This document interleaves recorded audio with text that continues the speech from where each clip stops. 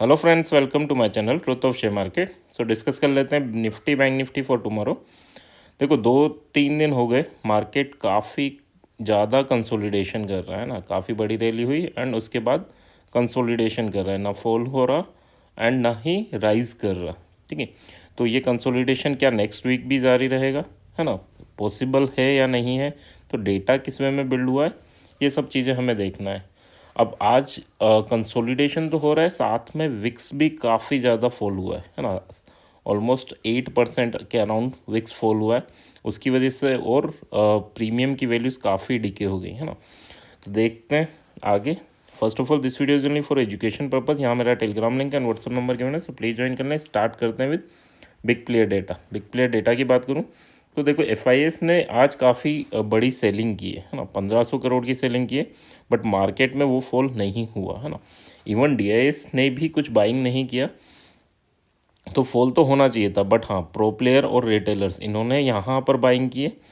Upper level पे बड़ा player निकल रहा है एंड रिटेलर्स ने एंट्री की होगी, तभी मार्केट फॉल नहीं किया। अदरवाइज इतनी, यानी 1500 करोड़ 1600 करोड़ में मार्केट में फॉल होना चाहिए था around 0.8% to 1%।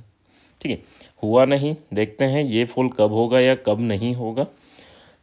Ultimately index future की बात करूँ तो 500 या 600 करोड़ की बाइंग कर रखी है। स्टॉक फ्यूचर की बात करें तो यहाँ सेलिंग कर रखी है, दोनों साइड के लिए प्रिपेयर है ना। स्टॉक ऑप्शन की बात करें तो यहाँ पर भी इनकी सेलिंग है। और सबसे इम्पोर्टेंट जो डेटा है that is index option. Index option का डेटा अगर मैं बात करूँ तो ऑलमोस्ट 93 करोड़, ठीक है, 93,000 करोड़ की सेलिंग कर रखी है। और आप कंटिन्यूसली वीडियो देखते हैं तो देख रहे होंगे 10 करोड़ 15 करोड़ ये सेलिंग का अमाउंट रहता है। बट 93.5, ठीक है, 93,500 करोड़ की सेलिंग, अभी डेटा इतना बड़ा दिखा नहीं है ना। तो काफ़ी बड़ी सेलिंग है। अब ये सेलिंग का मतलब क्या है? मतलब ये होता है कि साइडवे टू बुलिश। ठीक है, अब बुलिश भी ज़्यादा बड़े बुलिश मूवमेंट की एक्सपेक्टेशन मत रखना। क्यों? क्योंकि विक्स भी डाउन हुआ है। ठीक है, तो विक्स भी डाउन हुआ है। अब ये अगर थोड़ा बहुत ऊपर भी जाएगा तो भी क्या होगा, तो भी प्रीमियम कॉल के भी डिके होंगे।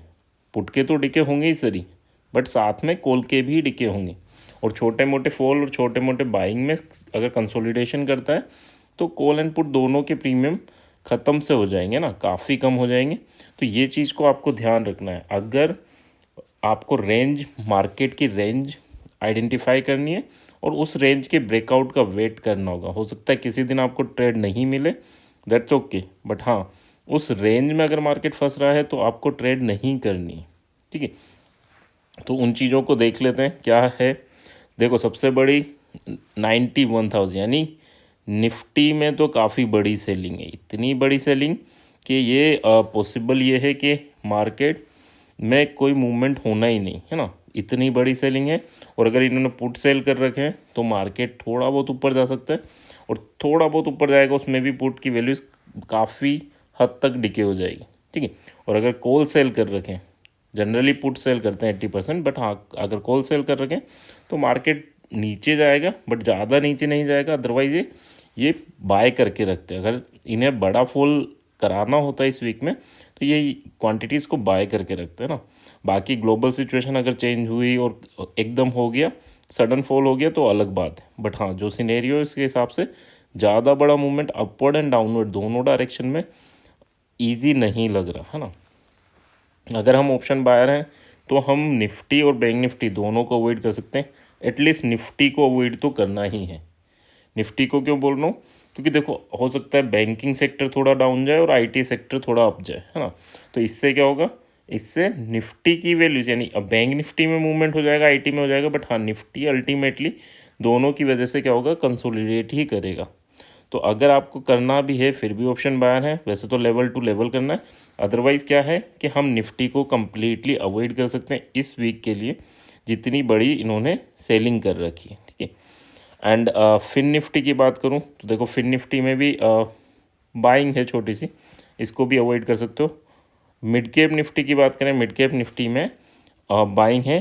तो अगर हमें बाइंग ही करनी है ऑप्शन में तो हम मिड कैप निफ्टी को चूज़ कर सकते हैं इस वीक के लिए। इसमें आपको रीज़नेबल मूवमेंट मिल जाएगा, रीज़नेबल आपको वैल्यूज़ मिल जाएंगी, है ना। प्रीमियम में थोड़े चीज़ें सस्टेन करेंगी। एक तो होता है कि ऊपर गया नीचे आ गया, है ना, इसमें ऊपर जाएगा थोड़ी देर सस्टेन करेगा, फिर हो सकता है नीचे आए फिर ऊपर जाए, है ना। तो इस वे में इसमें आपको मिल सकते चांसेस किसमें, मिड कैप निफ्टी में, ठीक है। स्टॉक फ्यूचर की बात करूं, ये तो हो ही गया, है ना। विक्स काफ़ी डाउन हुआ है, सो ये भी एक ऑप्शन बायर्स की बात करें तो ये भी एक नेगेटिव पॉइंट है ऑप्शंस बायर्स के लिए, है ना।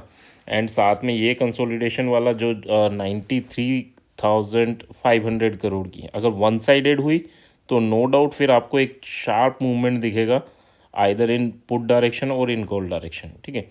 लास्ट टाइम जब ये बड़ा फॉल कर आया था तो इन्होंने बैंक निफ्टी में सेलिंग की थी इस वे में, उस टाइम पे भी 70,000 करोड़ थी, है ना। बट हाँ, आज तो 93,000 करोड़ है ना। तो इसको थोड़ा सा लेके चलना, निफ्टी 0.2 एंड सेंसेक्स 0.2% फॉल हुआ है, तो हमें अगर करना है तो मिड कैप निफ्टी में। चलो अब निफ्टी की बात कर लेते हैं। देखो निफ्टी की बात करें, कल भी यही लेवल गिवन थे 20,960, ना आज इसे ब्रेक किया और ना ही इसने 20,850। ये कल भी यहाँ 850 तक आया था और 960 तक आया था। ना इसने कल की रेंज की अपर लिमिट क्रॉस की, ना लोअर लिमिट क्रॉस करी। अल्टीमेटली पूरे दिन ये कंसोलिडेशन ही करता रहा एंड पूरे दिन इसने केवल डिके कराया। एंड ऑप्शन बायर्स किसी भी साइड हो, either in call side put side, but 98% लोगों ने लॉस ही बुक किया होगा, ठीक है। तो इस चीज़ को समझ के चलना, ठीक है। अब क्या है, कल अगर इसी रेंज में रहता है फिर से हमें अवॉइड करना है ट्रेड को, ठीक है। जब तक ये रेंज ब्रेक नहीं होती तब तक इस ट्रेडिंग सेटअप यानी आपको ट्रेड नहीं लेनी, आपको वेट करना है अनटिल एंड अनलेस ये रेंज ब्रेक नहीं हो, ठीक है। तो 20,960 अगर ब्रेक होता है तो ही चांसेस हैं फिर हम 21,050 की साइड जाएंगे और 21,150 की साइड जाएंगे। नीचे अगर बात करें 20,850 अगर ब्रेक होता है तो फिर आपको एक छोटी प्रॉफिट बुकिंग देखने को मिलेगी 770 तक की। एंड अगर ये भी ब्रेक होता है तो 700 तक की, यानी यहाँ से ऑलमोस्ट 1% का फॉल या 0.8% का फॉल आपको मिल सकता है ईजीली अगर ये लेवल ब्रेक होते हैं। बट अगर नहीं हो, कंसोलिडेशन करे इस रेंज में तो नहीं करना हमें, ठीक है। और अगर फर्स्ट कैंडल बड़ी बन जाए, देखो फर्स्ट कैंडल अगर काफ़ी बड़ी बन जाए, ठीक है, और मान लो ब्रेक भी हो गया और यहाँ आ गई और फिर हम सोचें ट्रेड ले लें, नहीं, ठीक है। फिर ट्रेड कब लेना है, फिर अगर बड़ी कैंडल बन गई तो फिर आपको वेट करना है। आफ्टर 45 मिनट्स आपको देखना है कि क्या ये बड़ी कैंडल की बीच में तो नहीं है मार्केट, और बीच में है तो फिर वो दिन भर हो सकता है उसी कैंडल के बीच में कंप्लीट कर दे अपने मूवमेंट, है ना। तो इस चीज़ का भी थोड़ा सा ध्यान रखना। अगर 15 मिनट की कैंडल कोई भी ऊपर जाती है तो ही हम ट्रेड इनिशिएट करेंगे, है ना। अगर फर्स्ट कैंडल में हम नहीं एंटर कर पाए या फिर अगर ब्रेकआउट पे नहीं एंटर कर पाए तो फिर ज़बरदस्ती की एंट्री मत लेना, ठीक है। सो क्लियर, लेवल याद रखना 20,960 और 20,850। नेक्स्ट बात कर लेते हैं इन बैंक निफ्टी। बैंक निफ्टी की भी बात करें तो देखो एक ही कैंडल थी जो इसके नीचे गई एंड नेक्स्ट कैंडल वापस ऊपर आ गई। एंड वापस इसमें अगर देखा जाए तो पूरे दिन ये वही जो कल कंसोलिडेशन चल रहा था, आज भी पूरे दिन उसी रेंज में कंसोलिडेशन हुआ है। ना इसने 750 नीचे तोड़ा, ना 47,000 ऊपर तोड़ा, ठीक है। तो अनटिल एंड अनलेस ये 47,000 टूटता है तो हम बाय करेंगे for the target of 47,250 and then 47,600। 46,750 अगर टूटता है तो ही हम सेल करेंगे for the target of 46,370 and then 45,000। ये अगर ब्रेक होगा और इसके नीचे इसे एज अ रेजिस्टेंस फेस किया ना तो फिर बहुत बड़ा फॉल आपको देखने को मिलेगा, इवन 45,900 तक का फॉल इजीली देखने को मिलेगा, ठीक है। तो ये रेंज में जब तक रहे नहीं करना, और गलती से अगर रेंज ब्रेक डाउन हो और हम एंटर कर जाएं और वापस इस रेंज में आ जाए तो एग्जिट भी कर लेना, ठीक है। एग्जिट करके बाय नहीं करना आपको, वैसे हम जनरली करते हैं, बट बाय नहीं करना। बाय तभी करना है जब ये रेंज टूटे, और ये रेंज टूटे ऊपर जाए आपके डायरेक्शन में जा रहा है, वेल एंड गुड, अच्छी बात है। बट हाँ, वापस रेंज में आ जाए तो फिर हमें फिर से एग्जिट कर लेना।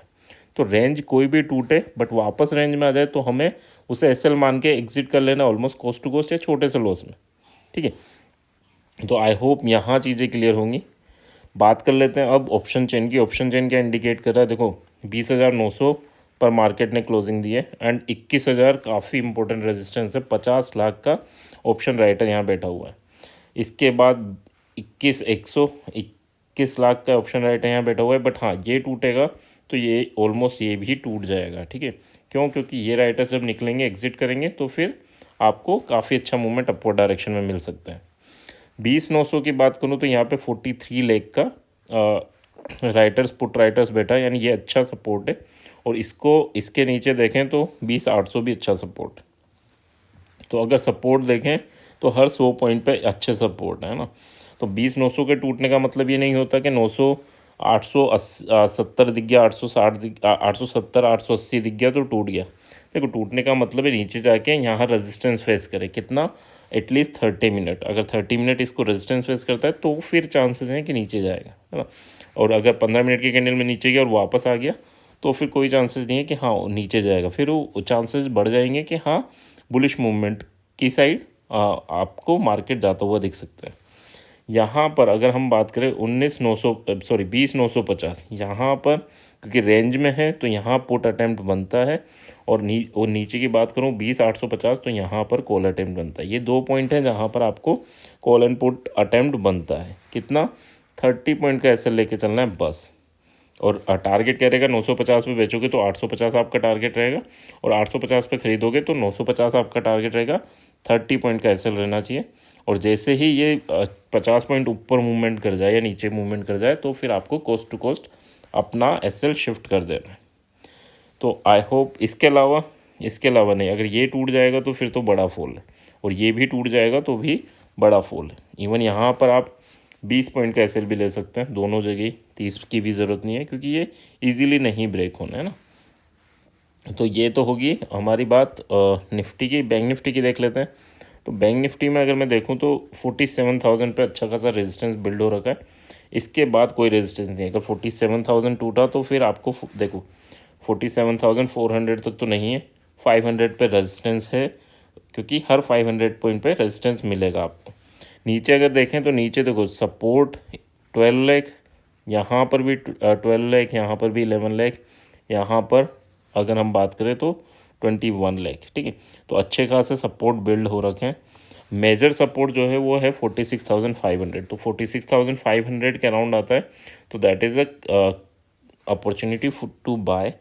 एंड यहाँ पर आपको 100 पॉइंट का एसएल लेके चलना पड़ेगा। और साथ में अगर यहाँ पर 950 के अराउंड मिलता है तो दैट इज़ यहाँ पर हम पुट अटैम्प्ट कर सकते हैं। और सेकंड पुट अटैम्प्ट हमारा 400, यहाँ 9 लाख बैठे हैं 200 पे, तो 250 वही जहाँ पिछला हाई बना था, 250 पे हम पुट ट्राई कर सकते हैं, ठीक है।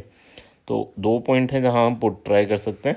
एंड 47,000 पे नहीं, 46,950 है ये, है ना। यहाँ पर पुट ट्राई कर सकते हो, बट हाँ यहाँ ज़्यादा कुछ बनेगा नहीं, तो इसे अवॉइड कर सकते हो। डायरेक्टली 250 पे आप ट्राई करना, और उसके बाद 550, यहाँ 2 जगह पुट अटेम्प्ट कर सकते हैं। कॉल के लिए जो चांसेस हैं दैट इज़ 46,500 के अराउंड।